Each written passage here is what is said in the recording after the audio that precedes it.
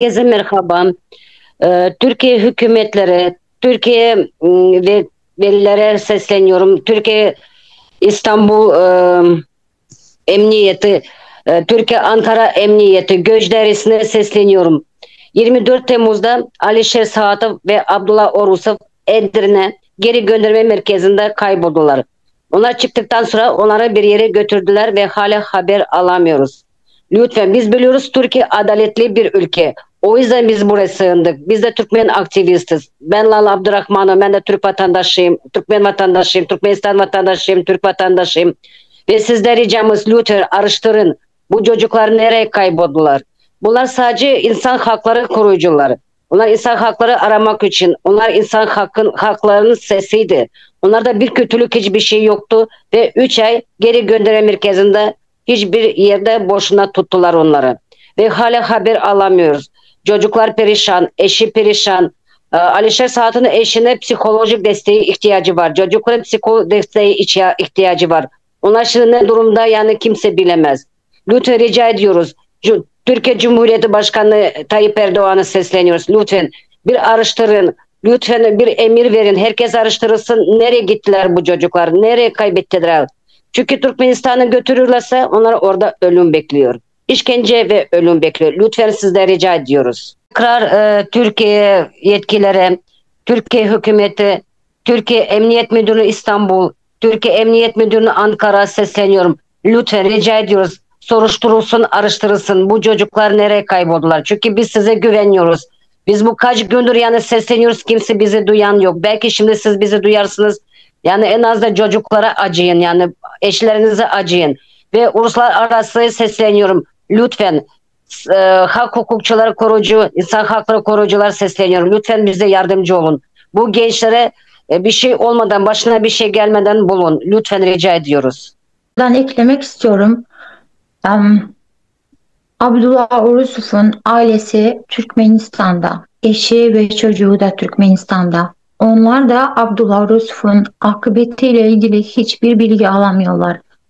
Yani ikisinin de ailesi perişan. Lütfen sesimizi duyun. Lütfen herhangi bir açıklama yapın. Eğer gönderildiyseler gönderildi ya da Türkiye'de bulunuyorlarsa en azından ailelerine ulaşmaya, aramaya izin verin. Teşekkür ederiz.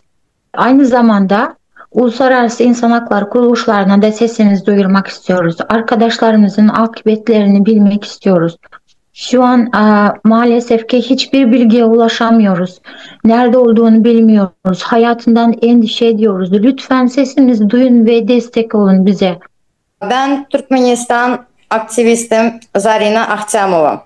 Ben bütün Türkiye'nin etkilerine, savcılarına, Sayın Cumhurbaşkanı'na burada seslenmek istiyorum. Bizim arkadaşlarımız Alişer Sahatov ve Abdullah Orusov 24 Temmuz itibarinden Edirne gönderme merkezine kayboluyor. Ve nasıl kayboluyor? Hiçbir bilgi alamıyoruz. Ne avukatlar ne hiçbir tarafından bize bir ipucu, bir ses kimse çıkaramıyor. Alişer Sahatov'la Abdullah Orusov'la ben bir sene itibardan Sinop'taydım. Onlar çok güzel bir insanlar. Yani hiç hukuki tarafından hiçbir şey bozmadılar. Sadece diline getirdik.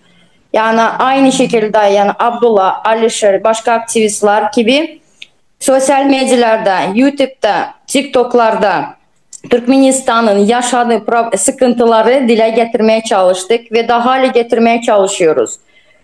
Onlar Türkiye'de hiçbir kanun bozmadılar. Türkiye konusunda hiçbir şey söylemediler. Ve şimdi nerede olduğunu bilmiyoruz. Bir açıklama istiyoruz. Alişer Sahatov'un 4 tane çocuğu var, eşi var. Türkiye'de Sinop'ta. Şu anda perişanlar. Şu anda gerçekten zor durumdalar. Türkiye'de adalet var. Biz Türkiye'nin adaletine güveniyoruz. Eğer bu çocuklar Türkmenistan'a gitseler, Alişer, Abdullah, onlara zulüm, ölüm, işkence bekliyor. Haksız yerine hapis bekleniyor. Ne zaman bizim konsolosluğa Türkiye'de benim çocuklarım vurduğu zamanda, kadınları vurduğu zamanda Alişer Sahatov benim çocukları kurmaya çalıştı. O güzel bir insan, güzel bir baba.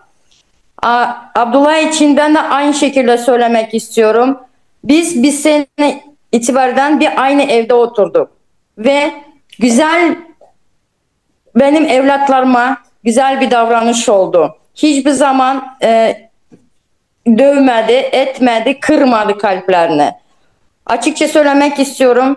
Bütün Türkiye etkilerine yeniden seslemek istiyorum. Ne olur bizim aktivistlerimizi, arkadaşlarımızı, sırdaşlarımızı bulmaya yardımcı olun.